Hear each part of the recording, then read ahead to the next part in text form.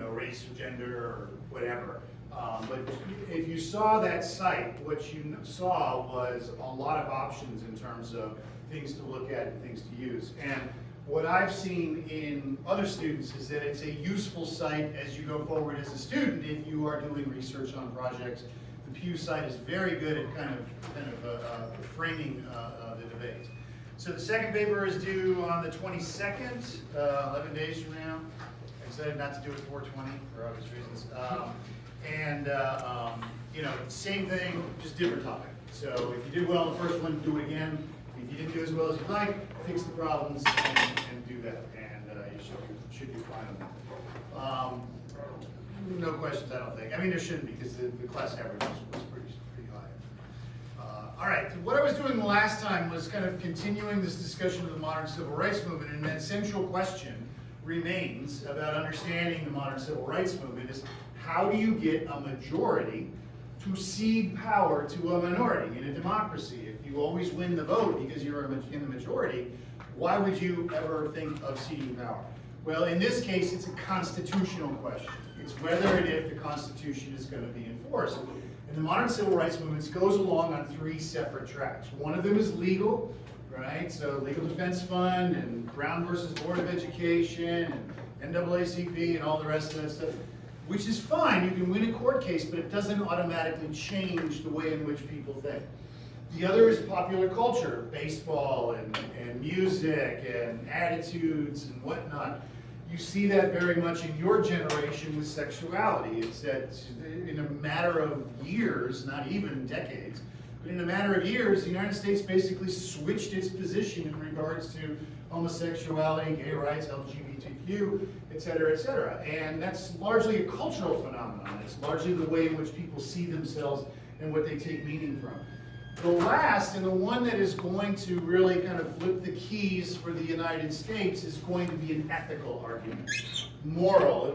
Martin Luther King would call it moral because of his own kind of moral training, but in a less kind of religious way, it's an ethical question. It's how do you treat people, right? And we have this Constitution, and in essence what King is going to be effective in doing is making an ethical argument to the United States. It's rooted in World War II. It's rooted in a good war. The reason why I had that question on the exam, the reason why I use that narrative is because it's a unique period of time in American history where we as a country are going to be asking that question. What is good? What do we stand for?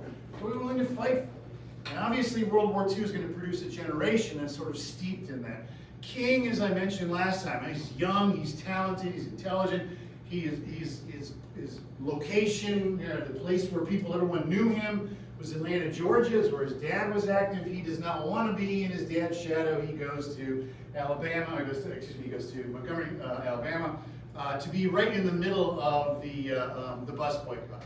So he comes into this phenomenon. He doesn't start it, right? But what he does is, in essence, to channel it. And I used this quote last time of, he's talking about a committee of one, asking people, in essence, to make their own evaluation based on their own personal ethics. He's a Christian. He is somebody who is very much tied to a faith-based initiative, to use the contemporary time here. But he is also talking about the Constitution, right? About the promise that we make to each other as American citizens. And I won't say this again. And the key is, when you look at King's success, how is his success going to translate? What are the things that he is going to focus on? And I started this and didn't really finish it last time. One of them is nonviolence. One of them is refusing to turn to violence because of the nature of violence and how it, in essence, begins to degrade the public debate. He's going to return to this with the Vietnam War, right? If all of our solutions can be solved by napalm or a nuclear bomb, why the hell should we care about what's going on in Vietnam? Bomb to the Stone Age. Violence, in essence, undercuts all ethical questions because ultimately it's just simply a question of brute force, right? Who has the most guns? Who has the most, ability? In this case, what he is arguing is that using violence as a means of social change is only going to create an oppositional violence, and there's going to be consequences to this. The second, and this is where I finished up, is King's own faith in Christianity. Right? He has, in essence, kind of a parallel of Old Testament, New Testament. Old Testament is a promise. Right? Again, last book I wrote was on this director, Cecil B. DeMille. This weekend, 1956 movies, Ten Commandments was rebroadcast. It's the only guy from way back when that they consistently will show his movie once a year. Why? What's all about the Ten Commandments? Well, it's connected obviously to Easter and Passover, but this Old Testament promise of deliverance is very much like the Constitution, right? And the New Testament promise of Jesus is, in essence, this deliverance of the promise, that unqualified love. And again, if you're a practicing Christian, these are values that you hold. He's talking to a population that already believes this. And he is, in essence, channeling this to this movement. So he's nonviolent, so it's not confrontation, it's not busting windows and Antifa and all that kind of stuff. It is using a language of ethics that is already established through Christianity, the dominant religion of the United States. And lastly, he preaches civil disobedience, making the argument that Henry David Thoreau and the Transcendentalists made in regards to slavery. If you're in a society that condones violent behavior or unethical behavior, it is your responsibility to oppose this peacefully, not violently. But you cannot, in essence, stand and just allow injustices to continue. This is the world you live in, and you do nothing, you are complicit in this, right? So the Christian Leadership Conference that people have a moral responsibility to disobey laws that are unjust. From a purely moral point of view, an unjust law is one that's out of harmony with the moral law of God. More concretely, an unjust law is one in which the minority is compelled to observe a code which is not binding to the majority. So the law is blind. The law treats everyone equally. When it doesn't, when you can see that, when you see an instance of, well, here's how a man is treated and here's how a woman is treated, it's an unethical law.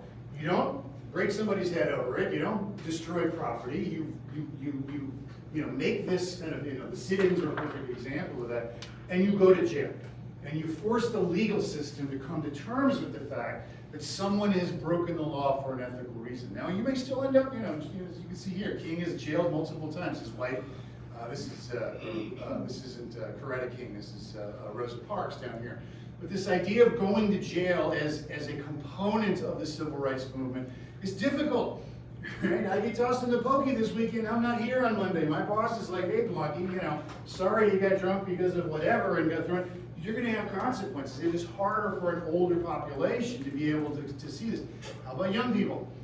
Young people have more of an opportunity in which to do that. And so a new generation are going to be motivated to be able to do this. So young people are going to be a critical factor in the way in which this message is going to come together. So King is going to take this and translate it to the white majority and say, in essence, none of these values are things you would reject. What you're rejecting is a pigment. What you're rejecting is the fact that someone's skin tone is different than yours, and you're basing your assumptions on that person based on nothing but literally skin deep. This message creates a movement because it touches on all of these existing themes, right? The faith-based Southern Christian Leadership Conference at SCLC. Affluence and progressivism. The NAACP is largely upper and middle class African Americans, and they too are kind of drawn into this. World War II is the kind of linchpin to this, but you're talking about a new generation. And here's where, again, as a cultural historian, I can see it real clearly. Right? In the 1920s, you see it kind of bubble up, and then you have the Great Depression and World War II. 1950s, you see it bubble up, but it's not so big. What's coming in the 1960s is a generation that's large enough to kind of break through. We're still not there yet, but you still see a focus on young people. Young people looking around and saying, I don't dislike my parents, I don't dislike the people before me, but I am evaluating the world as I see it, not as you want it to be, not as it once was in the 50s. We're not going to go back in time. History doesn't work that way, and young people are going to be driving this, right, in terms of the activity. These are all college students, right? Sit in and why? Because college students can go to jail. Sorry, you guys can lose it. You're not losing the kind of influence that someone from middle class standing who has a mortgage or a job or their own business is going to be as exposed to. This new generation produces people like John Lewis. Lewis passed, I think, 2 years ago. He's 23 years old when he is leading, and he is going to give a keynote speech on the March on Washington, on I Have a Dream speech. Right? He is somebody who comes from the environment, sit-ins, freedom rides, Bloody Sunday, et cetera, right? And he is somebody who later on, the President of the United States is going to have no clue who this guy is. All talk. It's the complete difference. Everything, the modern civil rights movement is hinging on people like this. And what are they willing to do? They're willing to act, not talk, not tweet. They're willing to act. So King is pulling upon this idealism of a young generation, but also the post-World War II environment, affluence, all those things we were talking about. What this requires, and here's the key to at least this phase of the modern civil rights movement, is to intentionally allow this violence to come to the surface, to intentionally show that the only way to enforce these kinds of segregation laws is not because of the Constitution. The Supreme Court already says that's unconstitutional, but because of violence. Whether it's inherent, whether it's physical, whether it's committed, whatever, is that ultimately the final word when it comes to segregation and racism is that someone can force you to do what they want you to do, right? And that is expressed in violence. Notice here, these are not black people who are the ones who are perpetrating the violence. When they ride segregated buses into the South, or desegregated buses into the South, those buses are attacked not by black people, but by whites, right? By people who are opposing this. This violence is going to be perpetrated along multiple levels. Edgar Evers, Monday, is going to be assassinated as a result of his advocacy for equal rights in Alabama, firebombing, et cetera. All of these are going to pull this to the forefront. And they're getting coverage. And you see newspaper accounts and increasingly television are showing. Here you seem to see basically people expressing their own civil liberties, the ability to speak in public or to assemble in public, being responded to this. King is going to go to Birmingham, Alabama. You're going to see in this clip up here a guy in a fedora. It's Bull Connor. He is the police chief and the assistant mayor of the city of Alabama, basically of Birmingham. He basically runs everything. I'm waiting for there he is right there. So Bull Connor is not a stupid man. And there is a march that is planned for Birmingham, and he says to his police officers, he says to his fire department, he says the newspapers and the television and everybody is going to be down here watching this. Do not resort to violence. Do not give them what they want, which is an image of peaceful young people protesting, getting hit by water cannons and whatnot. And yet, what do you see? Okay? You see exactly that. Why? It's not because Bull Connor is stupid. It's not because the police officers are stupid. It's not because the fire department is stupid. It's because it's the only way in which to enforce these kinds of rules, is to use this threat of violence over the society themselves. Right? King is there. Most of the young people who are there are going to be in their late teens and early 20s, right? So your age people. They are willfully going to get arrested. King is one of those, and while he is arrested, he writes what is arguably one of the most impressive pieces of writing from Martin Luther King. He's in jail. He doesn't have pen and paper. He certainly doesn't have the internet. He doesn't have books. Right? He's writing on newspapers and he's writing on envelopes. He's responding in the press to white liberals in the North who are looking at this and going, now come on, slow down, right? You're going too fast. People are going to get hurt. Someone is going to get killed. You're moving too fast. You're pressing too hard on this ethical question. A series of local Christian clerics are going to kind of make an argument to Martin Luther King to slow down. In his response, obviously it's a very busy slide, but his response is going to ask the moral question, can you slow down? Can you, right? When you've seen the violent mobs, lynch your mothers and fathers at will and drown your sisters and brothers at whim. When you've seen hate-filled policemen curse and kick and even kill your black brothers and sisters. He talks about his daughters, right? When they see this advertisement for Six Flags and they can't go. When you see ominous clouds of inferiority begin to form in her little mental sky, you see her beginning to destroy her personality by developing an unconscious bitterness towards white people. The animosity comes out of this, right? You're supposed to wait, right? And he's talking to clerics, and so he's saying, in essence, are you going to, say that Jesus of Nazareth was wrong for pushing the Romans and the Jews at the time for his message, right? He was, murdered by the state as anyone else. It's not the White Citizens Council, kind of the accepted racists of the time, Ku Klux Klan, but the white moderate who's more devoted to order than to justice, who paternalistically believes he can set the timetable for another man's freedom. In essence, what King is saying is, why are you telling me to wait? It is not your freedom at stake. It's my freedom at stake. And as an American, everyone should be concerned about everyone's freedoms, because in essence, what it does is to take away the freedoms of everyone who's a citizen. So King's argument here is quite direct. He goes to Washington almost immediately after this. He's not the only speaker, but he is the most promising, most prevalent, and most obvious as a national leader. So there are other organizations, NAACP, CORE, Student Nonviolent Committee. There are actors and activists, Marlon Brando, Charlton Heston, who starred in Ten Commandments, Harry Belafonte, etc., are there. So King is one of many, but he is going to draw the focus. He is, at this point in time, what is he, 34 years old? May seem like he's old, but some's half the age that I am. I know, he's still a relatively young man. This portion of the speech which I'm going to play, everyone in the room has heard it multiple times. Notice the themes that he is playing with. He's playing with Christianity. He is going to constantly make reference to the Christian Bible, and particularly the Old Testament, his promise and delivery. He is going to use freedom, the word freedom, as sort of the core American value, almost 20 times in the last 2 minutes of the speech. He is striking themes which are not, this is only for me, this is exceptional. He's talking about the United States. He's talking about the United States as a dream. He uses that phrase, the dream, I have a dream. And it's ironic, it's been part of his various speeches that he's used before this. If you see the full speech, there's a gospel singer, Mahalia Jackson, who is going to, you hear in the background, Martin, tell him about the dream, Martin, tell him about the dream. So she's heard this kind of element before. And it's not a planned remark, but he finishes with it, obviously to rhetorical flourish. But he's playing with the American dream. He's playing with this idea that in this country, you are in control of your own success. You have agency. You have an ability to do that. So notice how, in essence, what he is doing is synthesizing all of these threads: American culture, American society. He talks earlier in the speech about a promissory note, that the Constitution promises certain things, just like the Ten Commandments promise certain things.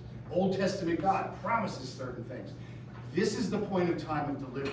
This is the point of time where you would see, when is this transition going to turn into real action, right? So again, it's very familiar.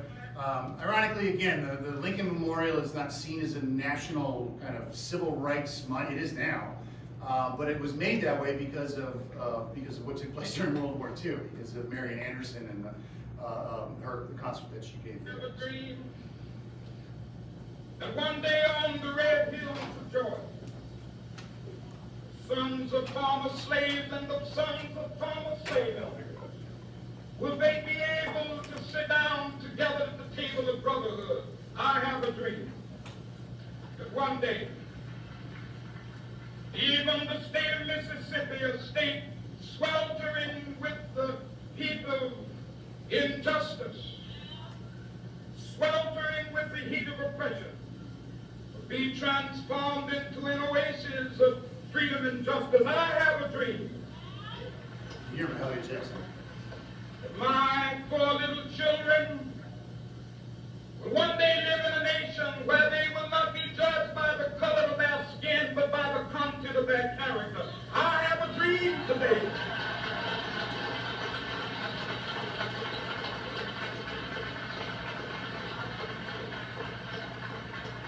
I have a dream that one day, down in Alabama, with its vicious racists, with its governor having his lips dripping with the words of interposition and nullification, one day right there in Alabama, little black boys and black girls will be able to join hands with little white boys and white girls as sisters and brothers. I have a dream today.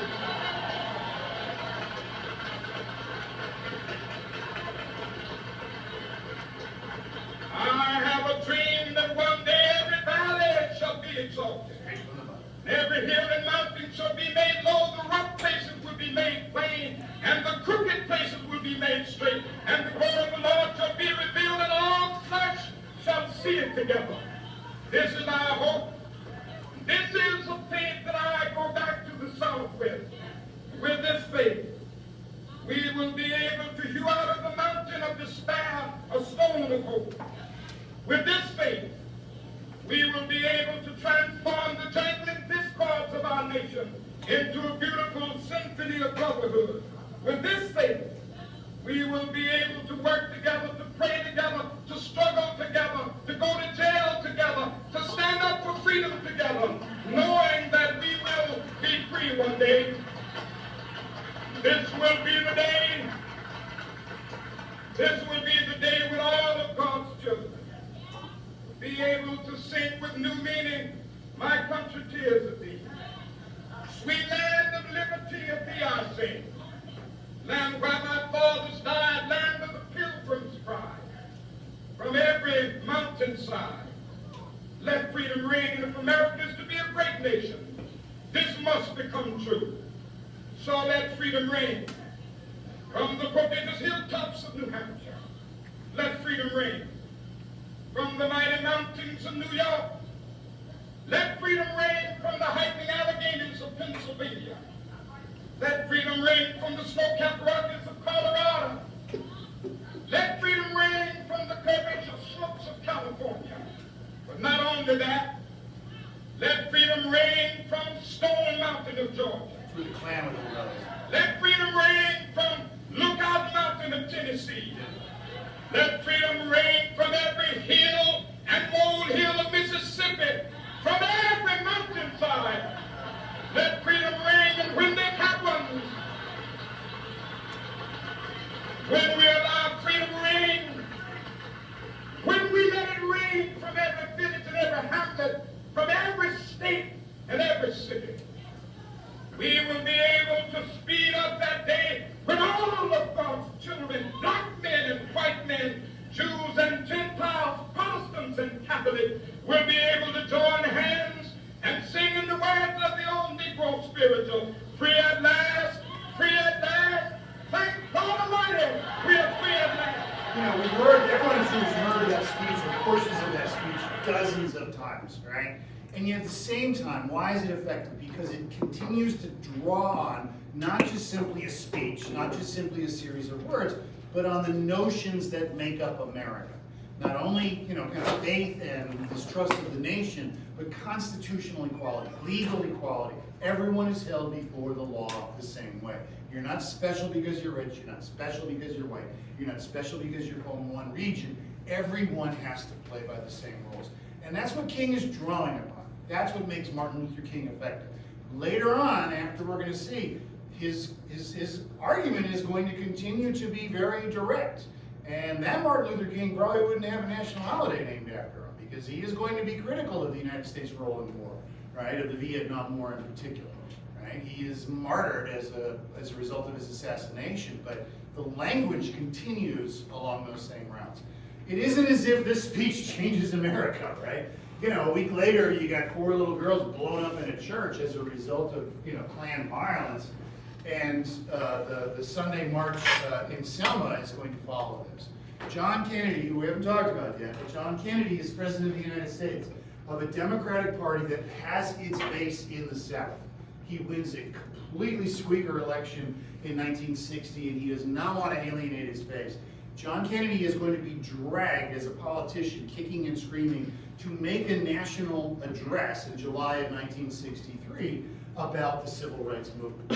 Finally, the President of the United States is saying we can't just simply turn a blind eye to domestic terrorism that is in essence trying to shut down legal civil protest. King is going to get international recognition, back when that used to matter more, in regards to the Nobel Peace Prize. And Kennedy's assassination and King's pressure is going to, in essence, give Johnson, and again, we haven't talked about Johnson yet, the political ammunition to move forward on 2 pieces of significant legislation. What does the modern civil rights movement produce? Right? Number 1, it produces the Brown v. Board decision, but in essence, that just says, oh no, the Constitution actually matters. These 2 pieces of legislation. The Civil Rights Act basically puts federal teeth behind discrimination in the workplace and in any public setting. If you want to have a private club that is segregated by race, that's segregated by religion, that's segregated by gender or sexuality, knock yourself out. You can do whatever you want in a private setting. Right? The Masters, the Augusta National does not have to let in people of color. They just recently started, right? Because it's a private organization, but if it's public, if it has public funding, if it's a public institution, paid for by tax dollars, if it's in any way a public environment, or it's your workplace where you are competing against others based on your ability, the federal government will now defend segregation or defend the right of being treated equally before the law. It's the fancy term for this is the Enabling Act. So in essence, the 14th Amendment, passed in 1868, is going to need teeth. You have to, the Volstead Act is the Enabling Act of Prohibition. You have to have Congress step up and say, well, this is what we'll do, right? So if I passed a constitutional amendment that says everyone has to, celebrate 420 or something like that, if it's not enforced, then it doesn't mean anything. The 14th Amendment had not been enforced. In essence, this is going to enforce it. And on the heels of this, they're going to do the same thing with the voting rights. The 15th Amendment allows voting, and obviously by this point in time, 18-year-olds are also, women are also eligible for this, enables the 15th Amendment. And says if you don't allow for equal voting rights, if you don't allow everyone to have the same opportunity to vote, you're in violation of federal law and you will lose privileges. Right? So what kind of privileges? Representation in Congress, financial rewards for infrastructure, roads and bridges and all that kind of stuff. They put teeth behind it. And in essence, what this does is hammer home that the federal government, just like Executive Order 8802 during World War II, that the federal government will at least make sure that everyone is treated equally under federal law. This is a long process. And the first lecture I had in this class was on Reconstruction. And here we are, kind of slogging towards the end. And now we're seeing for the very first time. This is not something that happened quickly, right? But it happens and it does make this transformation. Walter Faultroy, who is part of the student coordinating committee at CLC, is going to be there. And he's going to kind of make this kind of same point. So, you walked into the White House that day, into the East Room. Signing it. We were just thinking, this day will fulfill the aspirations of millions of our people over more than 100 years who had longed that one day the government would say, it's not right, stop it. So it was a watershed moment. And every time I look at that picture of the smile on Dr. King's face and the amazement in my own thoughts of being there, where my grandmama would have wanted to be.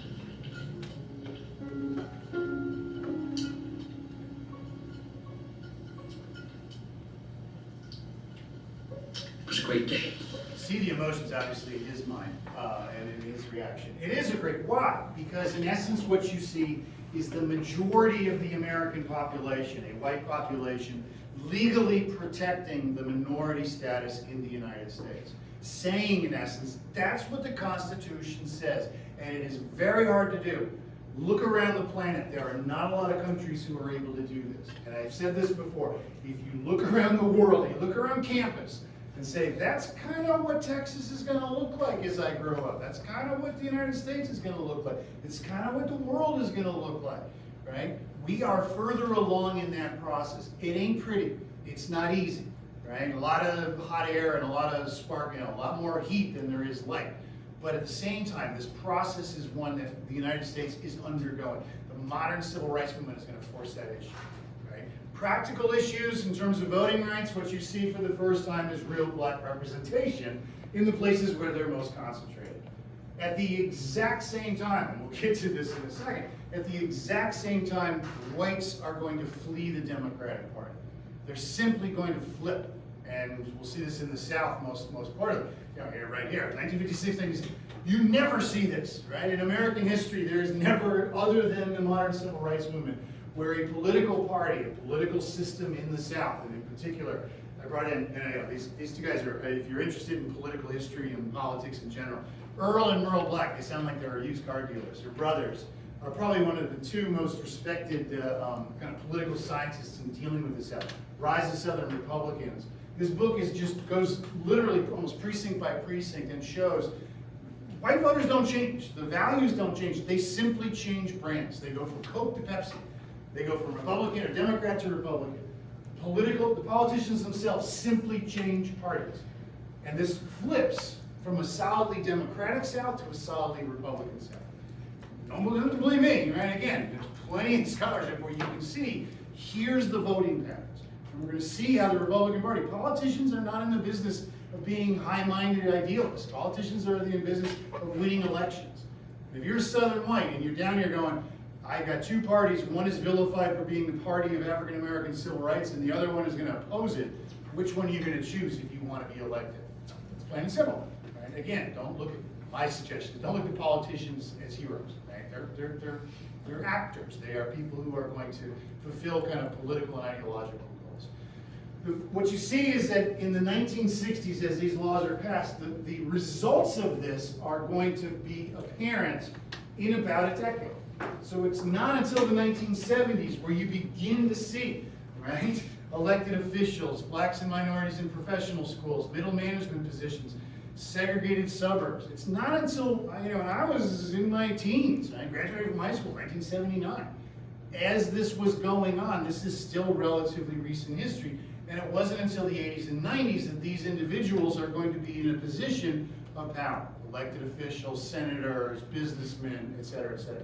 Relatively recent, okay? Not something that is going to flip sides relatively quickly. I always love this because I'm using what? The Pew Research Center, the exact same thing. These charts look pretty familiar because all I'm doing is the same thing you did for your assignments. Take a chart and analyze it. What do you see here? Black, white, high school completion rate is going to begin, here's 1964, is going to begin to start dovetailing. It's going to start coming together. Obviously, you can see here in terms of high school completion, Hispanics still lagging. Why is that? Well, it's a different set of circumstances. The racial gap in terms of household income doesn't appear to change. So the economy is going to affect both populations the same way. Here's where we're getting to the second part of this question of saying, in essence, do you now have an equal legal system? And the answer is yes. If I start grading people based on their race or gender, right? The federal government will, if you wanted to, you go to the Department of Justice and say, hey, this guy is using public funds to privately treat people differently, right? So that element is relatively resolved. The second is, what is the cost to these populations for centuries of racial inequality, for Tulsa kind of things, of having years after years, decades after decades, economic inequalities kind of placed upon this population. This last one, poverty rate by race and Hispanic origin, right? What you're looking at here is in large part black, Hispanic, any race, Asian, and non-Hispanic whites. Is that population, I should say the poverty issue is certainly been affected negatively, but there still remains that central gap, right? There still remains that notion of saying, hey, listen, there does seem to be an inequality built into the system that is not being addressed. And by the way, when we get to this back to the 60s and the politics of poverty, guess who hits in at about 33%? You want to be poor? You want to assure you're poor? Or a friend is poor? You have her. It's a female, and it is a single unwed mother, usually in their late teens, right? So if you know women who are sexually active, it is very important to make sure and recognize that, being married, 2 incomes, that's a different story. Single income female, and particularly without a high school or college education, you're dead in the water economically. That's the leading cause of poverty in this country.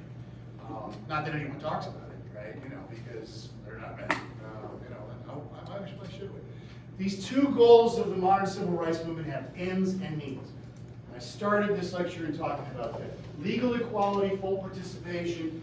You can argue that the first goal of the modern civil rights movement, legal equality, has been achieved. Okay? And I'm not going to talk about affirmative action this class just because of the timing. You can see the PowerPoints. But if you got somebody who said, well, I didn't get a job because they had to hire a black person, had to hire a Hispanic, please send them to me. I will pay for all their legal expenses. I will pay for putting them up in a hotel, nice fancy hotel. As long as I get half of the settlement, right? I'm more than willing, because that's resolved. It's bullshit. Anybody that's like the spitting on returning veterans, that's a Twitter kind of thing, right? Oh yeah, well, so-and-so got a job because, there's a legal case to be made. The focus now, in 1965, switches to the costs, the economic costs of racism. And the South is unique. The South largely has intermingling of the races. There doesn't seem to be a clear kind of ghettoization. Poor people are poor people, rich people are rich people. But they generally are rubbing shoulders. They're in the same environment. That is not the case up north.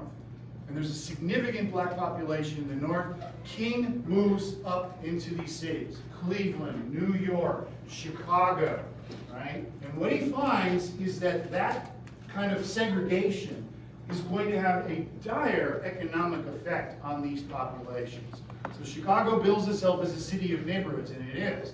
But it also is highly segregated, right? You mean almost down to the street corner, right? This is for Cubans, and this is for Mexican Americans, and this is for Italian Americans, and what have you, the Irish, right? What this relates to is economic value.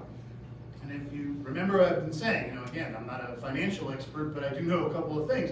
Number one is that you've got to, in this country, own property. That's the only way in which to amass wealth. And the number one way in which to do that is personal property, is home ownership, right? Not a truck or anything like that. Those depreciate in value. Home ownership, property appreciates in value.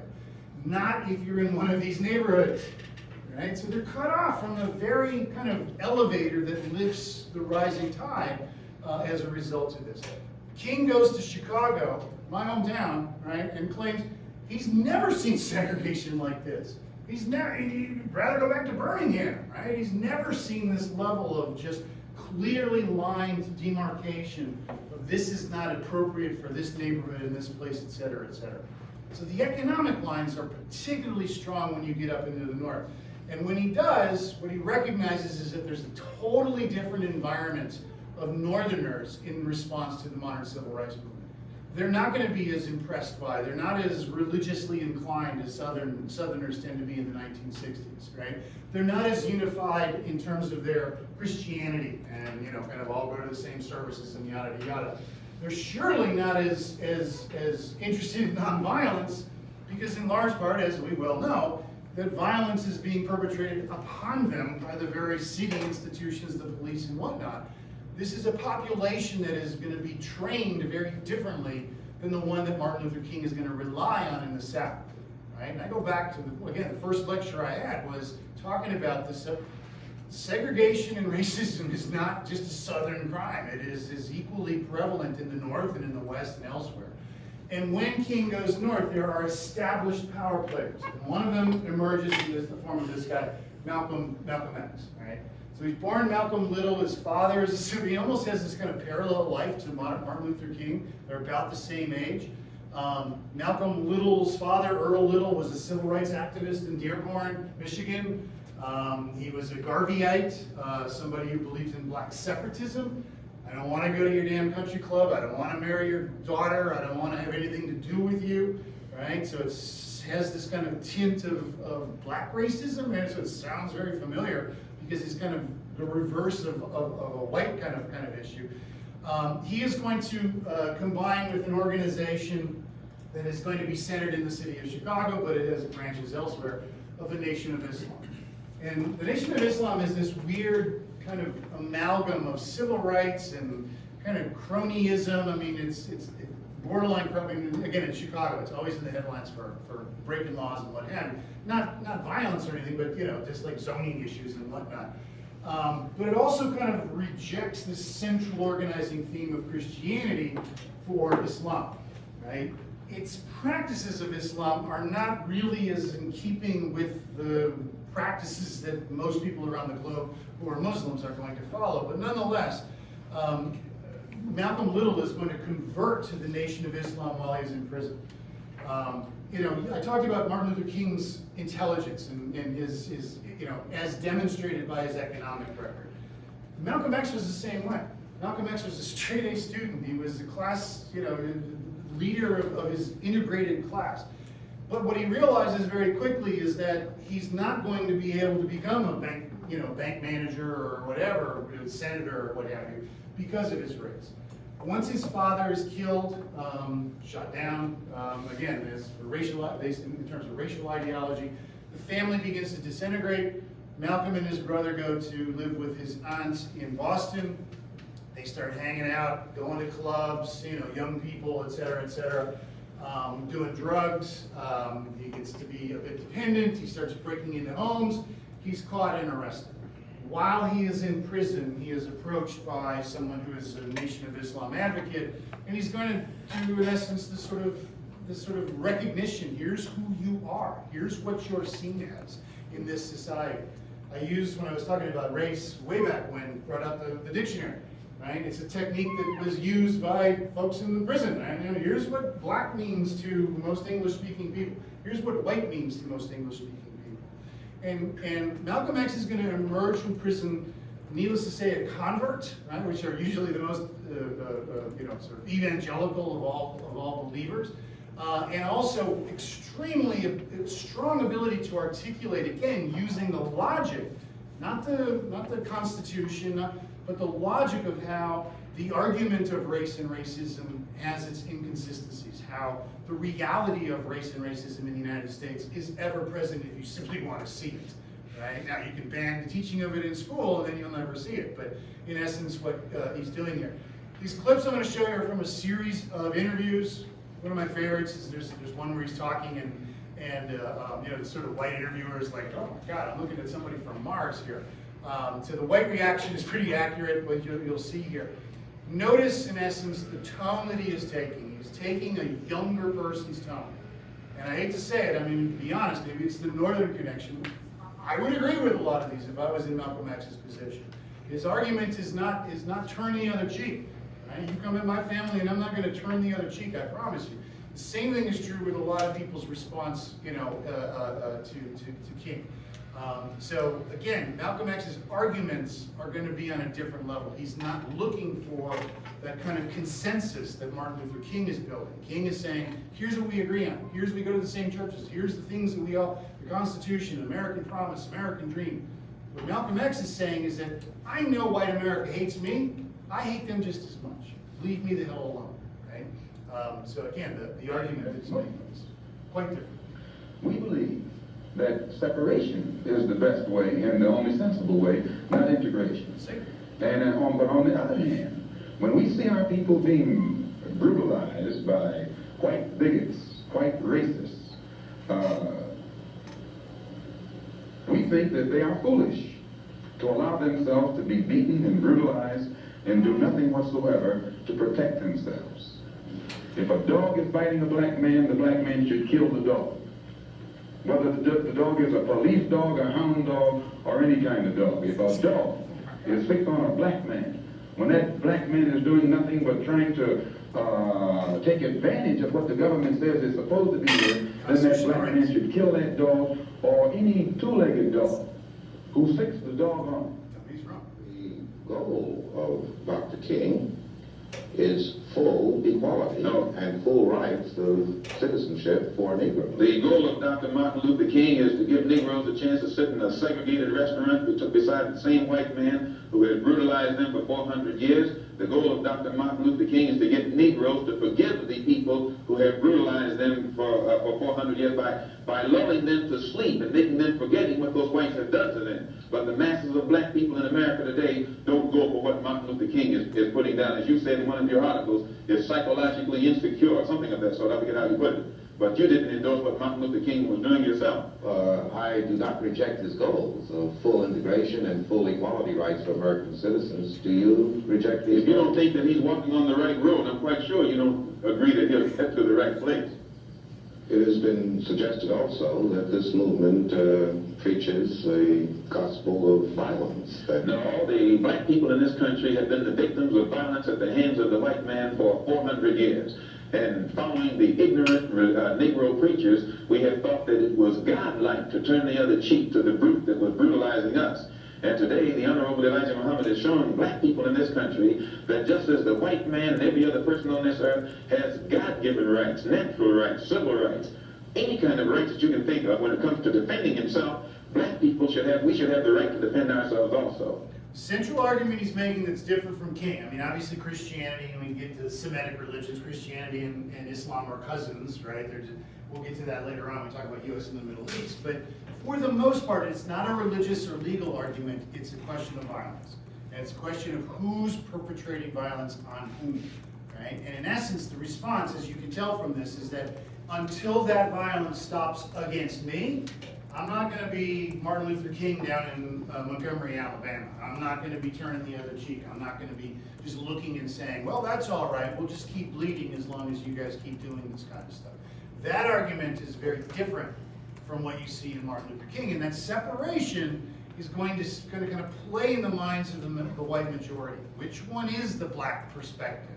Is it this kind of latent retaliation, or is it more forgiving in the forms of King's argument? What Malcolm X is talking about here are the four freedoms, right? Again, you can deny it, you can have the General Assembly say you can't teach any of this stuff. What he's in essence arguing are the exact same things that Franklin Roosevelt said the United States stood for in World War II. Exact same, right? So there is no, it's playing on this challenge that's pushed before the United States during this period of time. And what, in essence, Malcolm X is going to be assisted by, so if you kind of overlay what we've been talking about, Martin Luther King is emerging in the 50s. Cold War consensus, everyone finds where we agree, we build out from there. By the time we get to the mid-1960s, the hippies start showing up. The counterculture starts showing up. The baby boomers start showing up. And youth culture is going to be much more familiar to where you are today. Right? Cassius Clay, this kid was born with the name Cassius Clay, is going to convert to the Nation of Islam and rename himself Muhammad Ali. Again, I'm a boxing fan. I love heavyweights. I like the lighter weights, middleweights, whatever. But pound for pound, the best boxer that I've ever seen, right? And he emerges on the national stage. He wins the Olympic gold medal and becomes a professional boxer. And what you see for the first time is not a fast heavyweight, which there are others who do that, but someone who looks very similar to the students that I see day in, day out, right? You're confident, you're young, you have your whole lives ahead of you. You are not going to be listening to an old person say, well, this is how you should behave, this is what you should do. He's going to win the title in Miami Beach against Sonny Liston, and that week, the previous week before, he is going to demand that he's going to be recognized as Muhammad Ali. He would play the press, and he was very, had all kinds of skills in regards to be able to have enjoy, have the white press kind of play with him in terms of poems and predictions, etc. He predicted that this one would go in 8 rounds. It goes in 7, right? But when you see this clip of Muhammad Ali, this is what I see all the time from you guys, right? Young people, right? Whether it's as expressed as Muhammad Ali, this is new. This is the youth culture that is emerging. Thank God for it, right? But it also is playing into that same kind of attitude that you're seeing in Malcolm X, not Martin Luther King, right? Of saying, in essence, I have one life, I'm going to defend it the best way I can, right? So, play this clip. Actually, I'll stop there and I'll pick it up on Wednesday.